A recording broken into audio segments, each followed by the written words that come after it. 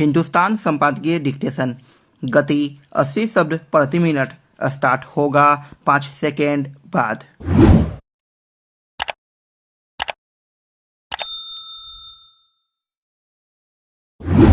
Start. Telangana राज्य के गठन के बाद पहली बार कांग्रेस सत्ता में आई है और मुख्यमंत्री रेवंत रेड्डी ने अपनी टीम के साथ बड़े ही धूमधाम से सत्ता संभाल ली है। राज्य में कांग्रेस को बहुमत मिलने के 3 दिन बाद हैदराबाद के एलबी स्टेडियम में आयोजित शपथ ग्रहण समारोह में स्वाभाविक ही कांग्रेस अध्यक्ष मल्लिकार्जुन खड़गे, संसदीय दल की प्रमुख सोनिया गांधी और राहुल गांधी, प्रियंका गांधी समेत अन्य अनेक नेता मौजूद रहे। शपथ ग्रहण समारोह अगर शक्ति प्रदर्शन जैसा लगने लगा तो आश्चर्य नहीं। 4 राज्यों में बुरी तरह निराश हुई कांग्रेस के लिए तेलंगाना एक संजीवनी की तरह है। 119 विधानसभा सीटों में से कांग्रेस ने अकेले 64 सीटें जीतकर स्पष्ट बहुमत वाली सरकार बनाई और पड़ोसी कर्नाटक में भी उसी की सरकार है। अतः दक्षिण में कांग्रेस को अपना काम दिखाने के लिए एक बड़ा क्षेत्र मिल गया है। रेवंत रेड्डी के मुख्यमंत्री बनने के साथ ही सबसे बड़ी खबर यह है कि उन्होंने पहले ही दिन पार्टी के 6 वादों को पूरा करने संबंधी फैसला ले लिया। कांग्रेस पर यह आरोप रहा है कि वह अपने अनेक वादे निभा नहीं पाती है, पर अब राजनीति में यह परिपाटी बहुत मायने रखती है कि सत्ता संभालते ही पहला निर्णय वादों को पूरा करने के लिए लिया जाने लगा है। शायद जनता भी यही चाहती है। तेलंगाना में लोगों को महालक्ष्मी योजना के तहत 2500 रुपये हर महीने, 500 रुपये में गैस सिलेंडर, आरटीसी बसों में मुफ्त यात्रा सुविधा हासिल हो गई है। रायथू योजना, गृह ज्योति योजना, इंदिरमप्पा इंदुलु योजना, युवा विकासमय योजना भी लागू हो गई है। वे सभी सीधे आर्थिक लाभ वाली योजनाएं हैं। अतः तेलंगाना में लोक लुभावन योजनाओं का एक नया युग शुरू हो गया है। इन योजनाओं के साथ ही रेवंत रेड्डी को शासन प्रशासन में सुधार के साथ ही तेलंगाना के विकास को भी तेज करना होगा। तेलंगाना की पिछली सरकार भ्रष्टाचार और परिवारवाद के चलते निशाने पर रहती थी।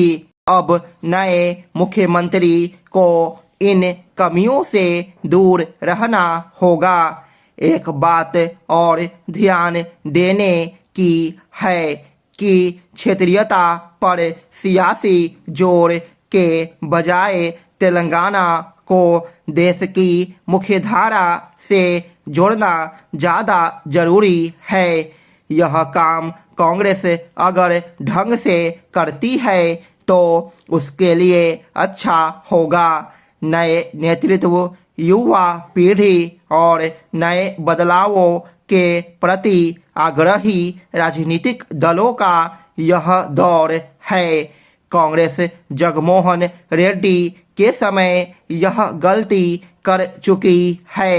और आज आंध्र प्रदेश की सत्ता कांग्रेस के बजाय जगन मोहन रेड्डी की वाईएसआर कांग्रेस के पास है।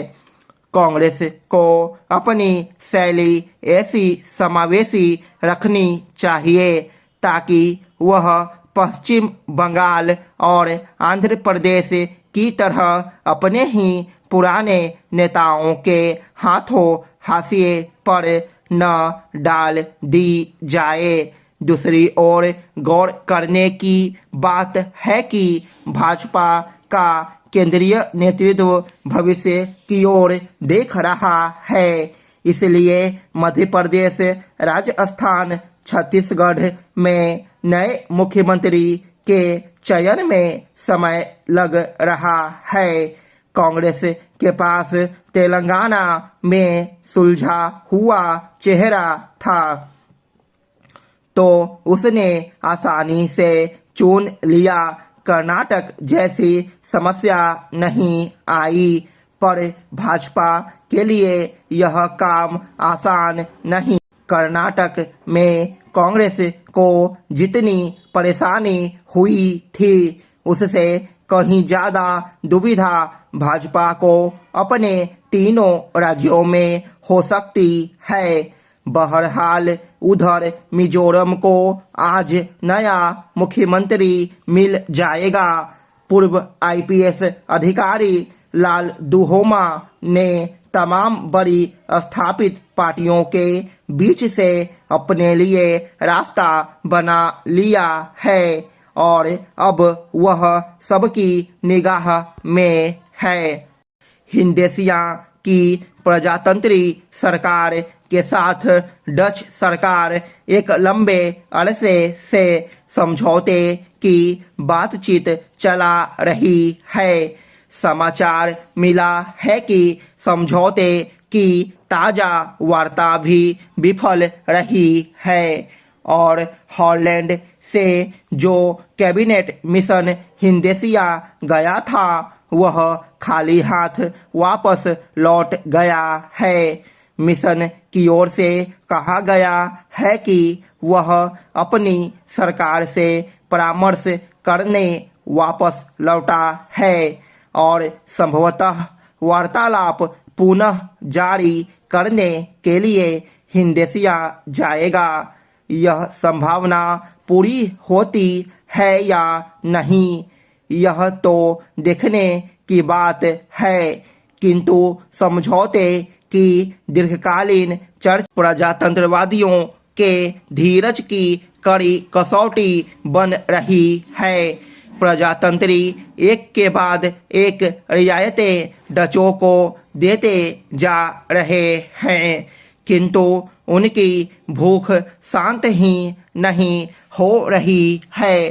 प्रजातंत्रियों ने यह स्वीकार किया कि वे हिंदेसिया और नीदरलैंड की एक यूनियन कायम करेंगे। नीदरलैंड और हिंदेसिया के बीच यूनियन की कल्पना ही अस्वाभाविक है, क्योंकि दोनों के बीच हित साम्य है ही नहीं।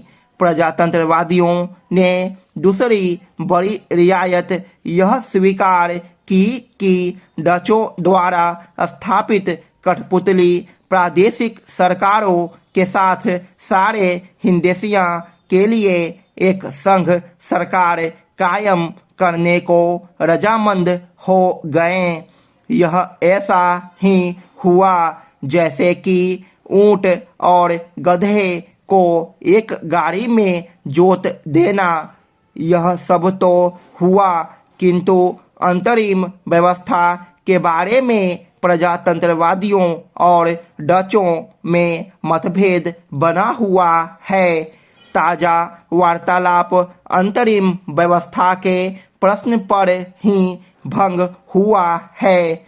यह तो अभी ठीक ठाक प्रकट नहीं हुआ कि मतभेद के मुद्दे क्या थे, किंतु मुख्य मुद्दा यह बताया जाता है प्रजातंत्रवादी अंतरिम काल के लिए सेना पर संयुक्त नियंत्रण चाहते थे।